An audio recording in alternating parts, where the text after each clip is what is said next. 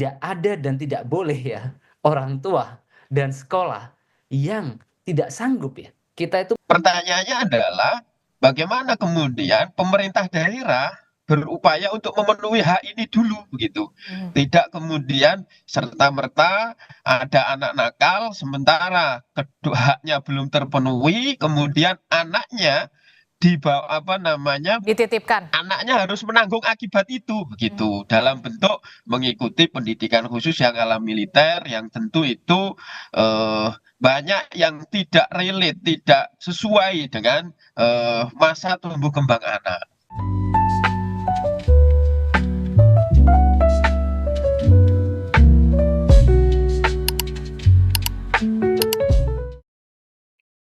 Assalamualaikum warahmatullahi wabarakatuh. Para sadulur semuanya, kumaha damang, apa kabar semuanya? Selamat datang lagi di channel Mang Sweet. Yeay.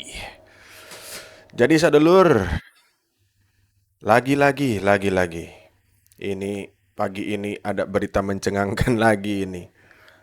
Jadi kebijakan KDM kembali lagi dikritik oleh KPAI.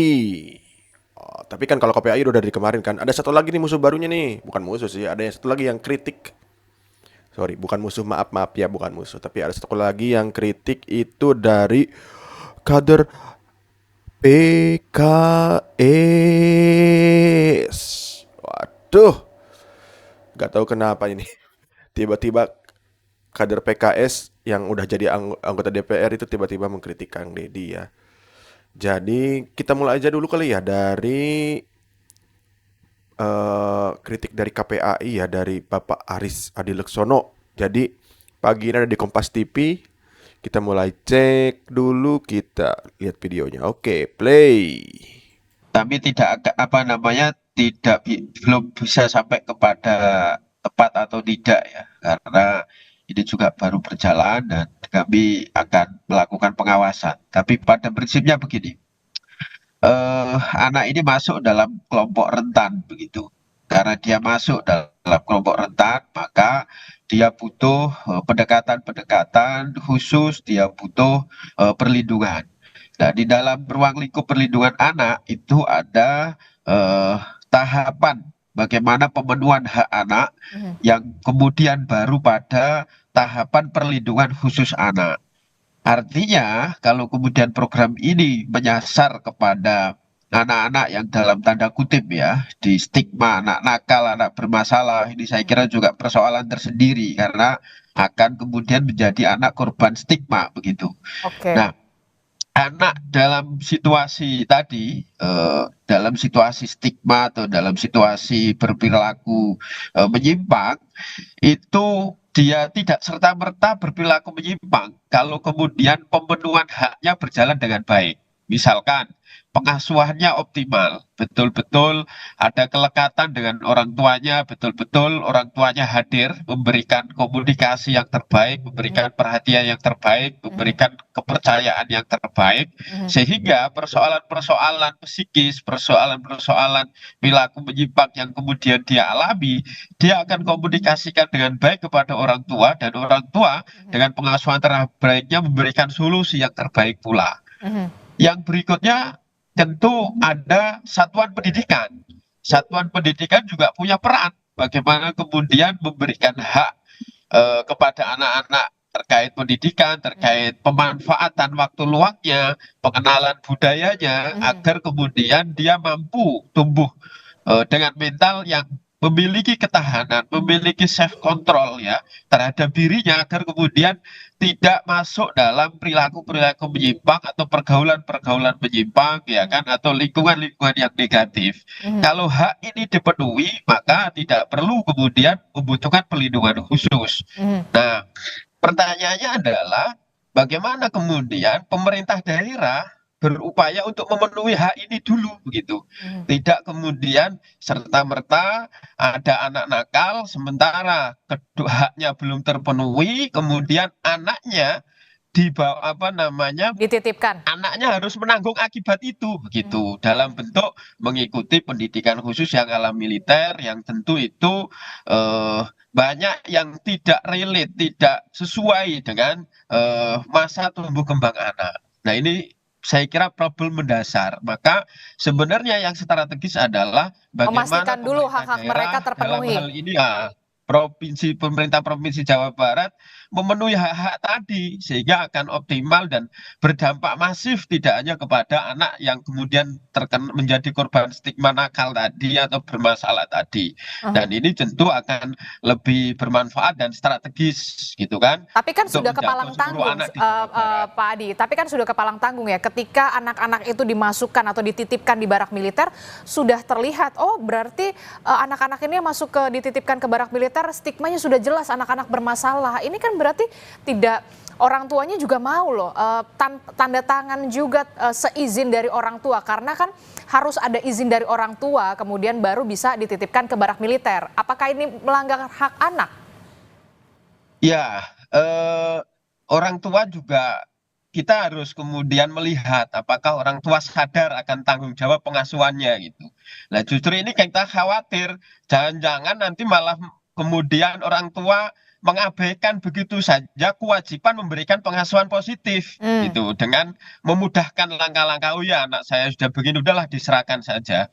Sementara di dalam prinsip perlindungan anak ada namanya prinsip non diskriminatif, ada prinsip kepentingan terbaik buat anak, ada prinsip partisipasi anak, bagaimana kemudian dialog, bagaimana kemudian komunikasi antara orang tua dan anak itu kemudian lebih penting karena perubahan anak dari sisi penguatan karakter dan lain sebagainya kalau dibangun dengan partisipasi anak, kemudian tidak ada diskriminasi di situ, tidak ada kepentingan terbaik tidak mengabaikan kepentingan terbaik bagi anak, maka anak akan tumbuh kesadaran untuk kemudian bertanggung jawab atas perilakunya, melakukan kontrol kepada dirinya agar kemudian tidak terlibat kepada lingkungan-lingkungan yang negatif. Tapi Tuh, katanya kata Bapak KPAI yang terhormat ini, katanya Sadulur. Jadi katanya itu yang pertama nih. Yang pertama itu katanya ini anak ini jadinya kena stigma negatif katanya. Jadi stigma anak yang nakal. Itu dikuatkan lagi oleh presenternya tadi ya. Jadi udah terlanjur masuk, jadi mereka udah terstigma nih anak-anak nakal. Bapak, Ibu, punten nih. Saya orang awam, ini mas saya orang awam. Saya gak belajar kayak Bapak gitu, gak belajar tinggi-tinggi yang soal pendidikan anak seperti apa gitu. Cuma saya juga kebetulan saya juga belajar ilmu pendidikan gitu waktu kuliah dulu. Jadi logika saya tuh agak heran gitu. Jadi gini loh, ini logika saya yang agak mungkin rendah dibanding Bapaknya mungkin ya. Anak ini ketika sebelum masuk ke sebelum ada program ini, anak ini udah nakal nih. Udah tawuran, udah bolos, pokoknya macem-macem lah, udah parah, ada yang ringan. Tapi yang jelas mereka nakal. Itu udah terstigma di masyarakat, di sekolah, bahkan di keluarganya. Ketika muncullah program ini, ke barak militer ini, yang oke lah belum 100% menjamin ada efektivitasnya. Tapi kalau mereka dididik lalu nanti hasilnya bagus, justru stigma negatif tadi yang terbentuk, stigma nakal tadi akan hilang menjadi apresiasi bahwa anak tersebut sudah berubah. Logikanya seperti itu kalau menurut saya. Justru nih, kalau dibiarkan saja, didekati secara positif, ditunggu sampai sadar, mending kalau sadar. Kalau tidak sadar, akan terus terstigma sebagai anak nakal itu. Kalau seperti itu, siapa yang mau tanggung jawab? Ketika nanti mereka sudah dewasa, mereka tidak bisa beradaptasi di masyarakat. Sulit mencari kerja, tidak bisa bergaul dengan temannya yang baik. Dan akhirnya muncullah akar-akar premanisme itu dari sini, Pak. Bapak itu sebagai KPAI harusnya kan udah lama kan turun ke lapangan. Harusnya paham, harusnya mengerti bahwa di lapangan itu menunggu kesadaran seseorang itu susah, Pak. Memang ada yang sadar, cuma kan pokoknya ada yang cepat, ada yang lama. Tapi kebanyakan lama, Pak, nunggu sadar itu. Itu kembali lagi ketika anaknya mendapat biasanya ya. Biasanya memang ada yang sadar secara natural, tapi ada juga yang sadar ketika mereka mendapat ujian berat atau eh, penyesalan seperti itu.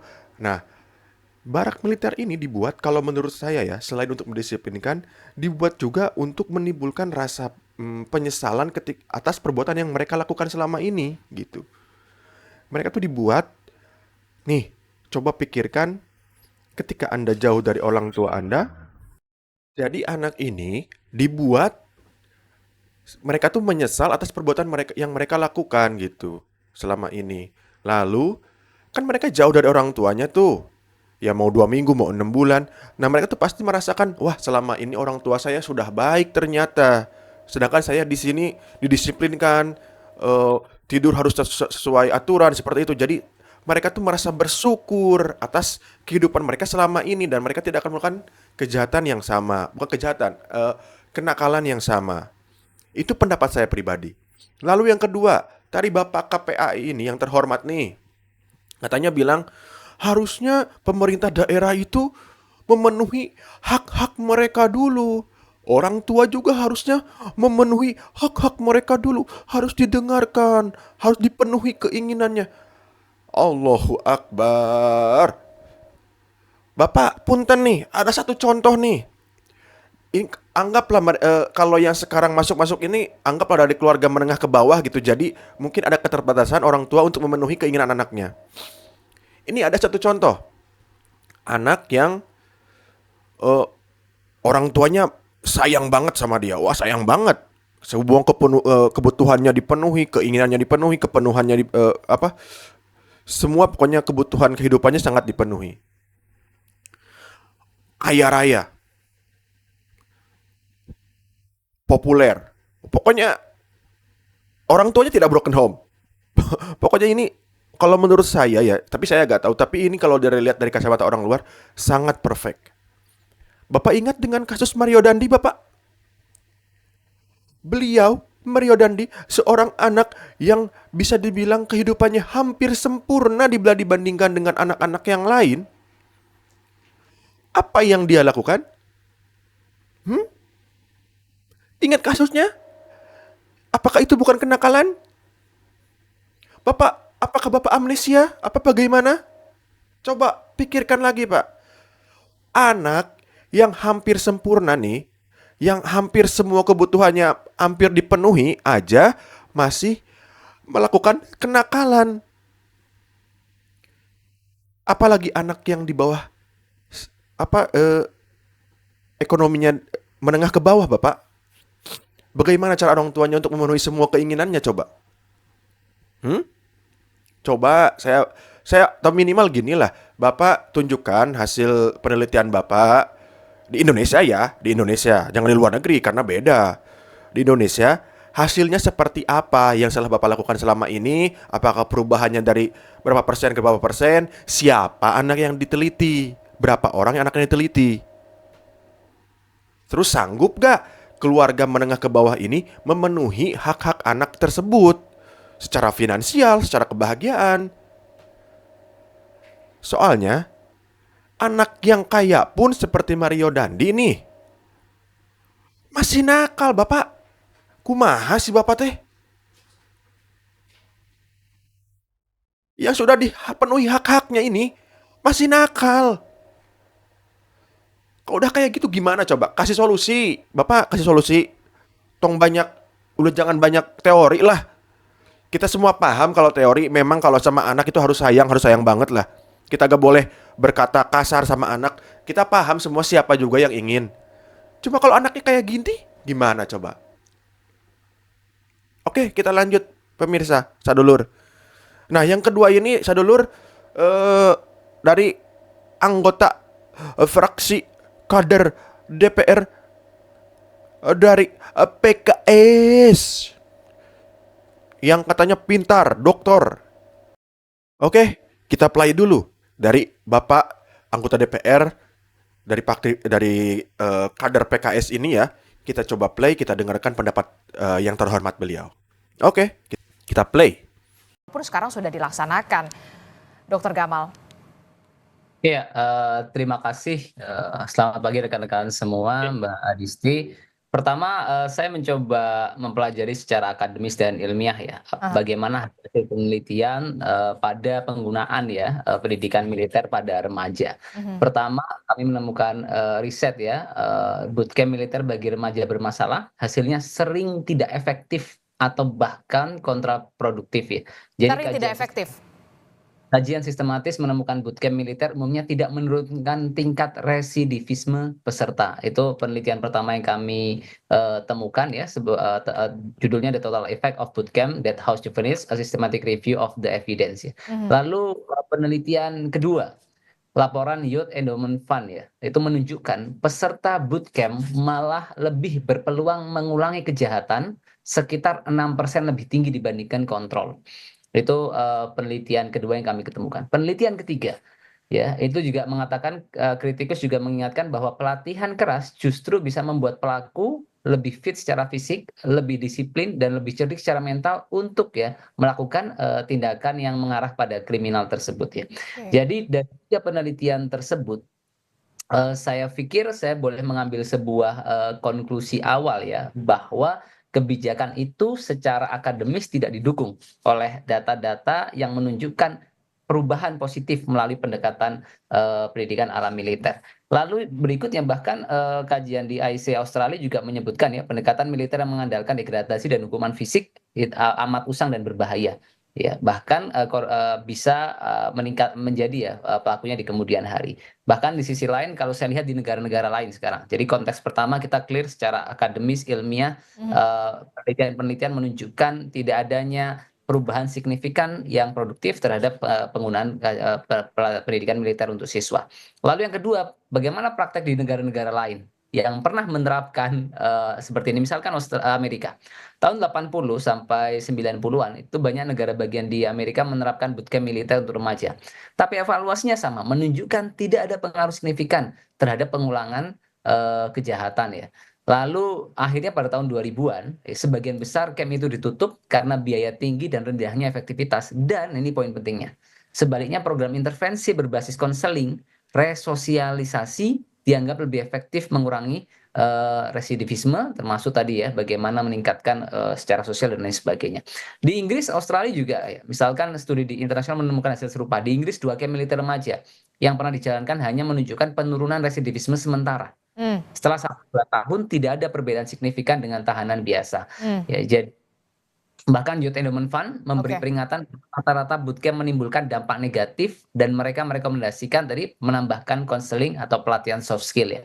Jadi di Australia pun sama, laporan IC menyebut model militer tidak sesuai prinsip rehabilitasi modern. Artinya dari situ semua saya melihat ya bahwa kebijakan ini diambil tanpa sebuah dukungan kajian, dan saya pikir sebagai seorang pemimpin ya kita harus merujuk ya pada data, fakta dalam pengambilan sebuah kebijakan, bukan pada opini pribadi atau ide-ide pribadi dalam sebuah mengambil sebuah keputusan. Dan saya juga sepakat pada beberapa aspek. Saya pikir kalau kita lihat filosofi pendidikan yang dibangun ya Ki Hajar Dewantara itu kan kita bagaimana membahagiakan manusia, memerdekakan manusia, pendekatan kekeluargaan begitu. Nah, artinya ada beberapa catatan kritis. Pertama, seperti ini bisa memberikan stigma negatif. Dan saya lihat dan saya khawatir bisa memperparah kondisi psikologis ya. Karena anak-anak bisa dikucilkan, lalu dampak psikologis bisa jangka panjang, apalagi di anak-anak yang mereka sedang masa pertumbuhan secara fisik dan mental. Lalu, saya juga kurang sepakat ketika ada diksi yang misal mengatakan artinya anak-anak yang orang tuanya tidak sanggup lagi mendidik akan kami wajib militerkan. Nah, ini sebuah logical fallacy. Tidak ada dan tidak boleh ya orang tua dan sekolah yang tidak sanggup ya. Kita itu mendidik edukasi tanpa henti.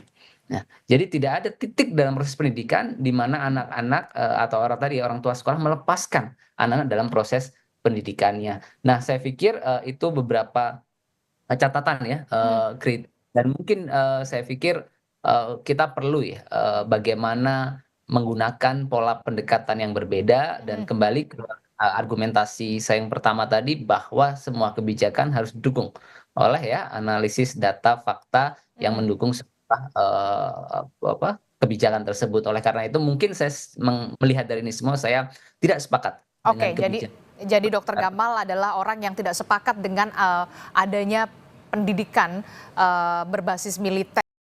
Oke, Sadulur, sudah dengarkan penjelasan dari Bapak Dokter Gamal yang terhormat dari anggota DPR fraksi PKS yang mungkin ilmunya mungkin sudah tinggi katanya ya. Dari dulu kan selalu digonggongkan seperti itu.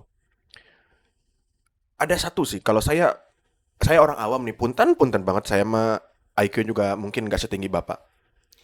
Cuma begini, penelitian yang Bapak sebutkan tadi itu kan berasal dari luar negeri ya Pak ya, semuanya ya. Oke lah, kita menganggap luar negeri lebih bagus dari kita, gak masalah. Banyak penelitian-penelitian yang memang sudah terkredibel dan sudah terbukti itu memang dari luar negeri sudah banyak. Cuma harus dilihat seperti ini Pak.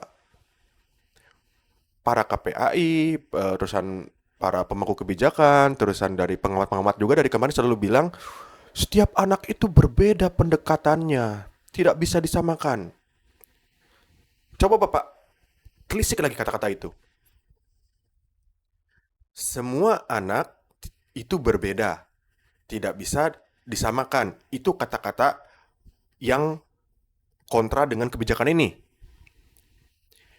Nah, apakah anak-anak di Amerika, di Inggris, di Australia, yang tadi Bapak sebutkan penelitiannya, samakah kondisinya, karakternya dengan anak-anak di kita nih? Coba bayangin. Di sana, saya tanya deh, bukan bayangin, saya tanya. Di sana ada tidak tawuran jam 2 malam? Pakai gear, muter-muter, wah gitu. Anak SMP gabung geng motor. Anak SMP bacok-bacokan. Anak SMP ngomong ke orang tuanya, "Mak, mau berangkat ke sekolah gak nyampe." Coba ada gak? Kenakalannya sama gak? Ngerokok, ya kalau ngerokok mungkin ada ya. Saya juga pernah menemui di beberapa sekolah di luar negeri itu memang ada siswa-siswa yang ketahuan merokok. Betul, memang ada kalau merokok. Bullying, memang betul kalau ada bullying. Tawuran ada gak? Saya tanya. Setahu saya nih, maaf kalau saya salah. Setahu saya sih saya belum pernah menemukan. Tapi kalau ada memang, kalau begitu saya minta maaf. Tapi setahu saya gak ada. Jadi gak bisa disamakan juga. Betul, tidak bisa disamakan. Nah, tapi yang paling penting, poin pentingnya itu, kita jangan serta-merta membawa penelitian negara orang lain dengan kondisi anak yang berbeda kepada anak-anak dengan kondisi kita di saat ini gitu. Bapak sebagai anggota DPR yang terhormat, sudahkah melakukan penelitian di Indonesia kepada anak-anak yang kelakuan khas Indonesia? Bapak, sudah belum? Bukankah ini kesempatan kita, Pak, untuk melakukan penelitian? Nih, apakah kebijakan ini efektif atau tidak? Kita lihat nanti. Bapak ini, kalau menurut saya, Anda tuh gimana ya? Oke lah Anda pintar, tapi Anda tidak melakukan pekerjaan yang seharusnya di negeri kita gitu loh. Cuma mengambil jurnal-jurnal dari luar negeri, terus di kita tidak diterapkan juga. Kalau memang ada cara yang lebih bagus, coba terapkan Pak. Kalau memang menurut Bapak tadi, Bapak yang terhormat ini, Bapak Gamal tadi katanya pakai konseling dan lain-lain. Kalau cara itu memang berhasil selama ini dan sudah diterapkan, apakah tentu saja anak-anak itu gak akan tawuran kan sekarang Pak? Udah gak ada lagi itu kebijakan ini harusnya kalau udah diterapkan. Kalau ternyata sudah diterapkan, berarti kebijakannya cara yang Bapak sebutkan tadi tidak berhasil. Bapak mikir atuh Bapak, kumaha ieu teh aing mah lieur. Coba Bapak dipikir-pikir dulu. Jangan cuma karena emosi atau karena ada gua merasa lebih pintar nih, teori jurnal ini lebih bagus. Lamunnya jurnalnya bagus, kalau memang jurnalnya bagus ya, terus terapkan.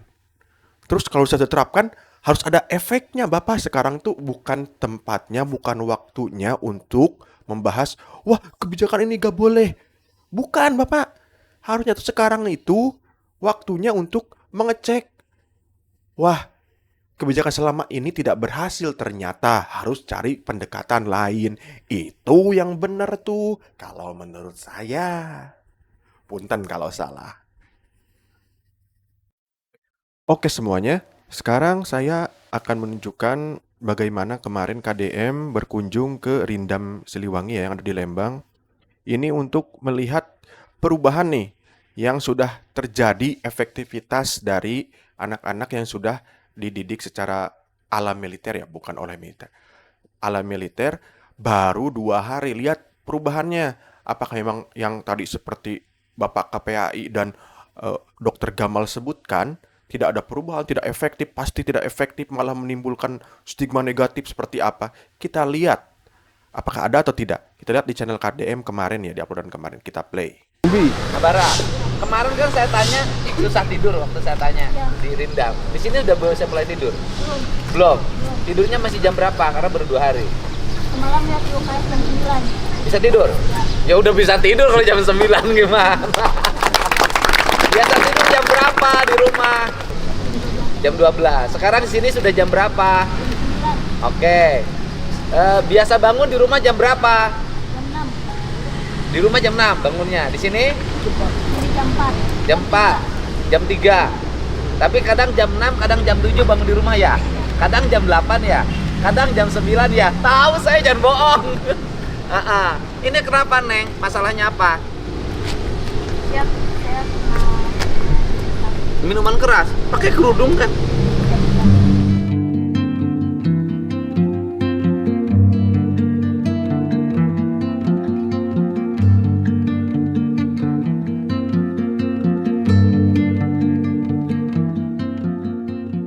Diajak sama siapa waktu itu? sama teman. Bukan, minuman keras diajak sama siapa? Sama teman. Di mana minumnya? Siap di luaran. Di luaran tuh di mana? Di rumah teman. Minum apa jenisnya? Alka. Hah? Alka. Mabok nggak? Siap. Pusing? Siap. Berapa kali minum? Sering? Udah nggak kehitung. Udah nggak kehitung. Sering. Sekarang pengen lepas dari minuman keras. Siap. Itu minuman keras tuh karena diajak oleh teman. Siap. Punya grup. Grupnya grup apaan sih? Ya maksudnya grup sekolah. Grup luaran. Di luaran tuh sekampung, se-RW, se-RT atau beda-beda? Beda-beda. Melalui media sosial? Siap. Oke, jenis media sosial yang digunakan apa? Facebook, IG? WA. Oh, punya grup WA-nya. Ya. Grup WA mabuknya grup WA apa? Kan ada grupnya tuh. Misalnya aki-aki legeg gitu. Grup WA-nya apa? Siap WhatsApp. Warsat. Apa itu Warsat? Warung sesah. Warung sesat. Grup WA itu ya. Ada berapa orang di grup itu? Siap, ada 9. 9. Itu rata-rata anak sekolah. Siap, beda-beda. Beda-beda. Nah, di grup WA itu apa aja yang dilakukan selain mabuk? Siap, Main keluyuran, Ya. nongkrong sampai malam. Siap. Pakai motor, Siap. grup pakai motor ya. Keluyuran. Terus suka tidur di rumah jam berapa? Siap, jam 1 malam. Jam 1 malam bangun, Jam 10 pagi siang. jam 10 siang. Sekolah bolos. Siap, jarang. Jarang sekolah. Ibunya gimana? Siap, ibu marah. Marah, tapi sudah dilawan. Siap. Bukan, artinya kan nggak bisa berubah walaupun ibunya marah. Nggak didengerin ibunya ngomong. Karena sudah kecanduan. Siap. Apa sih yang dirasakan dari grup itu bisa minum bareng itu? Siap. Nggak, terus terang aja. Apa yang dirasakan, ketenangan, kebahagiaan? Ini kan harus kita cari solusinya. Siap, ketenangan. Jadi dengan minum itu tenang. Siap. Emang ada problem apa di rumahnya? Enggak sih. Nggak ada problem. Ibunya ada? Ada. Baik. Baik. Bapaknya ada? Ada. Baik. Baik. Ada konflik di keluarga nggak? Siap. Kadang orang tua apa? Suka jengkel sama orang tua, kenapa? Orang tua suka berantem. Oh, karena bapak ibunya suka berantem. Siap ya.